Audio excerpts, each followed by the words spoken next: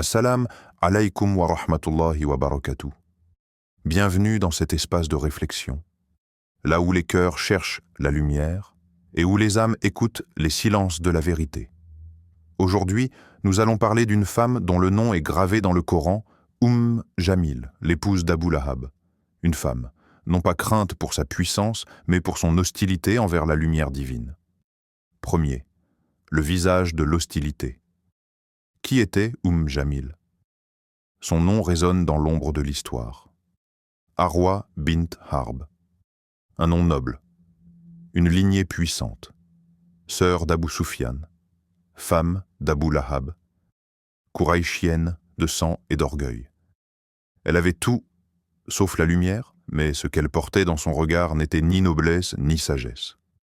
C'était le poison de l'arrogance. Un feu silencieux qui brûlait à chaque mention du nom de Muhammad, paix sur lui. Pas une opposition passive, non. Elle s'était transformée en muraille contre la vérité. Chaque matin, elle sortait avant l'aube.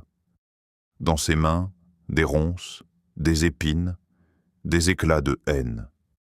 Elle les jetait sur le chemin emprunté par le messager, espérant, dans le secret de son cœur noirci, blesser ses pas, briser son élan. Mais comment blesser celui que le ciel protège?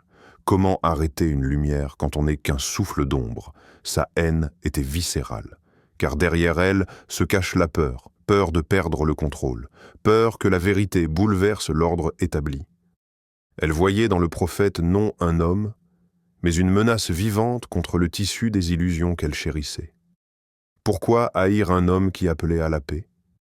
Parce que la paix dérange ceux qui prospèrent dans le chaos. Parce que la lumière réveille ceux qui préfèrent dormir dans les ténèbres. Parce que son message cassait les chaînes, alors qu'elle s'en faisait une couronne. Le Coran ne l'a pas oubliée. Elle et son mari.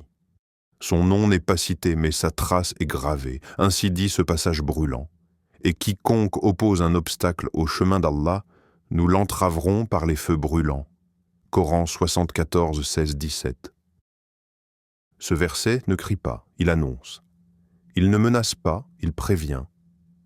Il trace le destin de ceux qui tournent le dos à la lumière avec fierté, Jamil n'était pas qu'un nom dans l'histoire. Elle était le visage de l'hostilité, sculpté par la haine, consumé par le refus. L'histoire gravée dans le Coran, une condamnation éternelle. Il y a des noms que l'histoire oublie, et d'autres que le Coran immortalise, non pour les honorer, mais pour témoigner de leur égarement comme un sceau apposé par la vérité elle-même.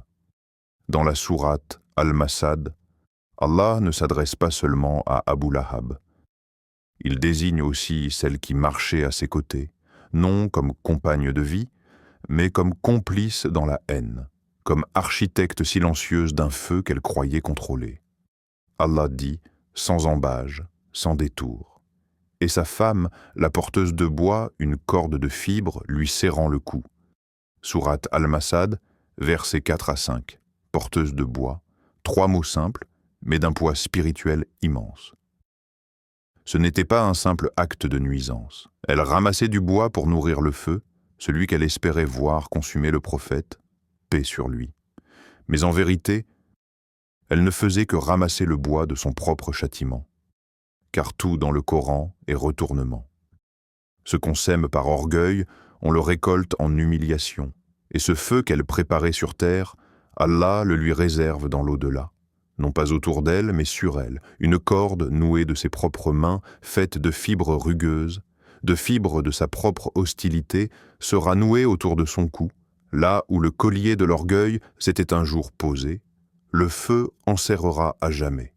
Ce n'est pas une simple malédiction, c'est un miroir dressé devant ceux qui combattent la lumière. Allah, dans sa parole, n'exagère pas, il révèle, il expose, il avertit. Et ainsi, Jamil ne sera pas seulement connue comme l'épouse d'un ennemi, mais comme un symbole de la haine qui s'enchaîne elle-même. Troisième réflexion. Pourquoi craignons-nous la vérité, Jamil n'était pas ignorante. Elle n'était pas aveugle aux qualités du prophète, paix sur lui. Elle savait, comme beaucoup autour d'elle savaient. Il le surnommait Al-Amin, Le digne de confiance, bien avant la révélation, il connaissait sa droiture, son silence noble, son regard qui ne mentait pas, mais savoir n'est pas toujours vouloir accepter. Pourquoi? Parce que la vérité ne frappe pas à la porte de l'intellect, elle frappe à celle du cœur, et c'est là que les verrous sont les plus lourds, là que l'orgueil érige ses murailles, que le confort devient une prison dorée, et que l'ego chuchote « Tu n'as besoin de personne, tu es déjà complet ». Jamil n'a pas combattu une idée, elle a combattu une menace à son monde intérieur, un message qui disait « Tu n'es pas maîtresse de ta vérité. Il y a au-dessus de toi un Seigneur qui te voit, et ça, l'ego ne le supporte pas. » Alors, elle a préféré haïr ce qu'elle ne pouvait nier, rejeter ce qu'elle reconnaissait au fond. Combattre, non parce que c'était faux, mais parce que c'était trop vrai. Le Coran décrit cette cécité subtile, invisible aux yeux, mais profonde. Ce ne sont pas les yeux qui sont aveugles, mais ce sont les cœurs dans les poitrines qui sont aveugles. Coran 22, 46. Et aujourd'hui, sommes-nous vraiment différents? Combien d'entre nous repoussent la vérité, non pas parce qu'elle est faible, mais parce qu'elle menace notre zone de confort? Parce qu'elle nous appelle à changer, à lâcher le masque, à sortir du rôle, à briser les chaînes dorées de l'ego. La vérité ne blesse pas. C'est notre résistance à elle qui déchire. Et peut-être que le vrai aveuglement n'est pas dans l'œil, mais dans le refus de voir ce qu'on sent déjà. L'orgueil. Une prison invisible. Jamil n'est pas qu'un personnage du passé. Elle est une figure éternelle, un symbole vivant de ce qui se passe dans le cœur de l'homme quand la vérité frappe, et que l'ego répond, elle est l'archétype de l'âme qui dit non, non à la guidance, non à l'humilité, non à l'appel d'Allah, pas parce qu'elle ne comprend pas, mais parce qu'elle refuse de plier. Son histoire résonne avec d'autres. Pharaon, le roi Dieu qui s'élevait au-dessus des cieux, Abu Lahab, l'oncle qui brûlait de colère contre son propre sang, et même Iblis, le premier à dire « Je suis meilleur ». Suis-je meilleur que lui, ce mortel que tu as créé d'argile? Coran 17, 62. L'orgueil a une voix ancienne, toujours la même, toujours subtile. Pourquoi lui et pas moi? Pourquoi devrais-je changer? Pourquoi devrais-je me soumettre? Ce ne sont pas des questions, ce sont des chaînes. Car l'orgueil ne libère jamais, il construit des murs. Il déforme la perception. Il transforme la vérité en menace, la lumière en offense, la guidance en humiliation, et peu à peu, on cesse de voir non parce que la lumière est absente, mais parce qu'on a choisi l'ombre familière de l'ego. L'orgueil n'a pas besoin de cris, il se glisse dans les silences, dans les regards qui jugent, dans les refus de demander pardon, dans les moi-je qui écrasent la sincérité. Il te murmure « Tu vaux mieux que ça », alors que la voix de la vérité dit « Tu vaux mieux si tu t'abaisses devant ton Seigneur ». Jamil est un miroir. Pas un mythe. Pas une relique, une vérité tranchante. Celui qui refuse de s'agenouiller devant la vérité finira brisé sous le poids de son propre orgueil. 5e. La miséricorde ignorée. Il y a quelque chose d'incompréhensible dans le cœur du prophète Muhammad, paix sur lui, une capacité à aimer, à pardonner, à rester doux, même face à la pierre. Ce n'est pas une douceur naïve ni une faiblesse, c'est une miséricorde consciente, choisie, portée, vécue. Il savait que certains voulaient voir sa perte, il voyait leurs regards, il sentait leurs pièges, leurs épines au sol, leurs insultes dans l'air, et pourtant, il marchait droit, sans haine, sans rancune, car il portait en lui le reflet d'un nom divin, Ar-Rahman, le tout miséricordieux. Jamil, elle aussi, il aurait pu prier contre elle, il aurait pu la nommer, la dénoncer, la haïr, mais non. Un jour, elle l'a cherché dans la Kaaba, les yeux pleins de rage, la main serrée autour d'une pierre. Elle était venue pour frapper, blesser, humilier, mais elle ne l'a pas vue, littéralement. Elle était là, à quelques pas. Mais Allah l'a voilée, le prophète était assis, tranquille, serein, invisible à ses yeux de haine, visible uniquement à ceux qui cherchent la vérité. Le Coran révèle ce mystère, et nous avons placé un voile sur leur cœur, de sorte qu'ils ne comprennent pas, et une lourdeur dans leur oreille. Coran 6,25. Ce jour-là, elle fut aveuglée. Mais elle l'était bien avant d'entrer dans la mosquée, aveuglée par la colère, par l'orgueil, par l'incapacité d'accepter que la vérité pouvait venir de celui qu'elle méprisait. Et lui, il n'a pas levé la voix, il n'a pas levé la main, il a continué d'appeler, continué d'espérer. Voilà ce qu'est la vraie miséricorde, offerte même à ceux qui la refusent. Et toi? Quel est ton propre Jamil intérieur? Ce n'est pas une vieille histoire figée dans le désert, ce n'est pas un conte qu'on récite aux enfants pour les effrayer, c'est un miroir, parce que Jamil ne s'est pas arrêtée à la Mecque. Elle voyage, elle s'installe. Parfois, elle s'infiltre en nous, elle prend la forme de cette voix intérieure qui se braque quand on nous corrige, de ce regard qui juge sans écouter, de cette réaction violente face à une parole vraie, mais qui dérange. Elle vit peut-être là, silencieuse, chaque fois que tu refuses de t'excuser, chaque fois que tu rejettes un rappel parce qu'il vient de quelqu'un d'insignifiant, chaque fois que tu te dis « je sais déjà ». Et si ce que tu rejetais n'était pas une personne, mais un message d'Allah déguisé? Et si, sans le savoir, tu lançais des pierres contre ta propre lumière?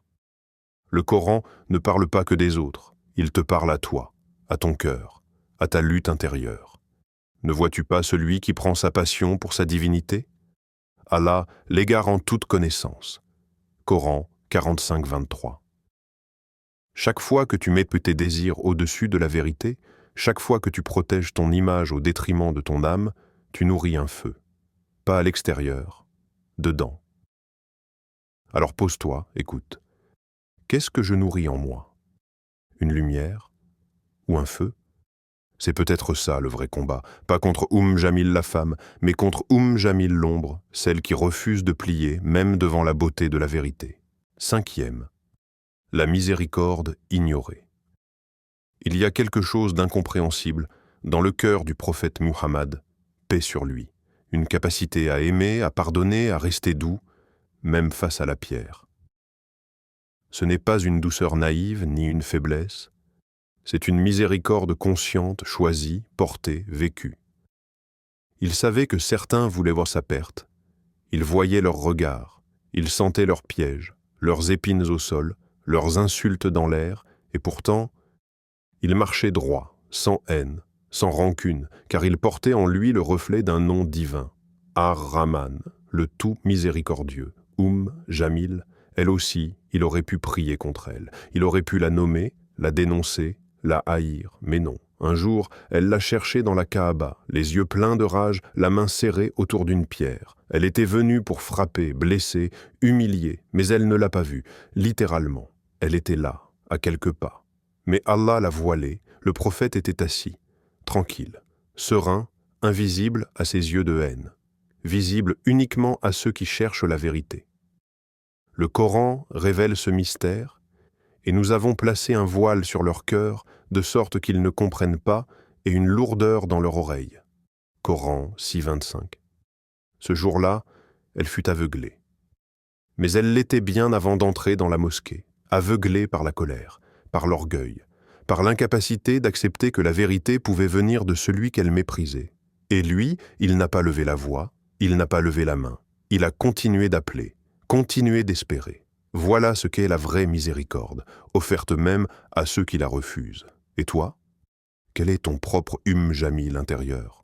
Ce n'est pas une vieille histoire figée dans le désert, ce n'est pas un conte qu'on récite aux enfants pour les effrayer, c'est un miroir, parce que Jamil ne s'est pas arrêtée à la Mecque.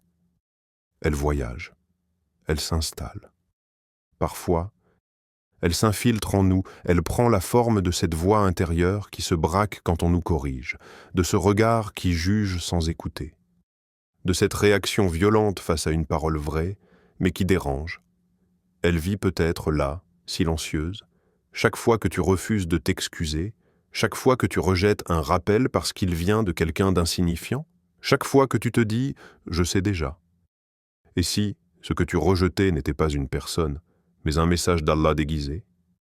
Et si, sans le savoir, tu lançais des pierres contre ta propre lumière?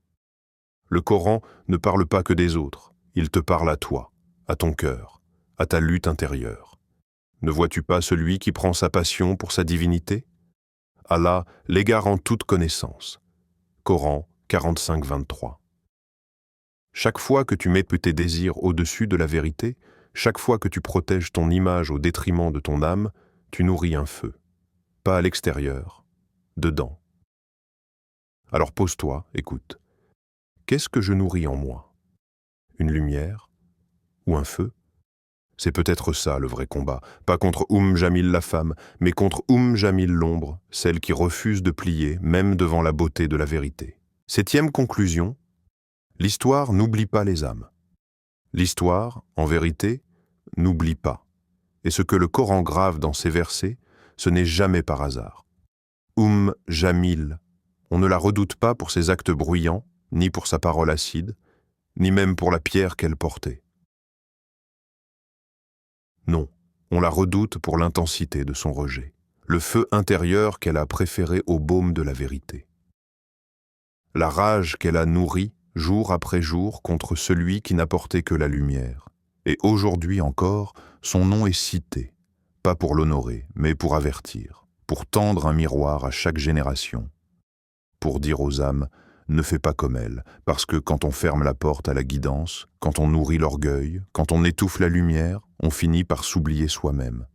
Et le Coran le dit avec une clarté glaçante. Et ne sois pas comme ceux qui ont oublié Allah. Il leur a alors fait oublier leurs propres âmes. Coran 59, 19.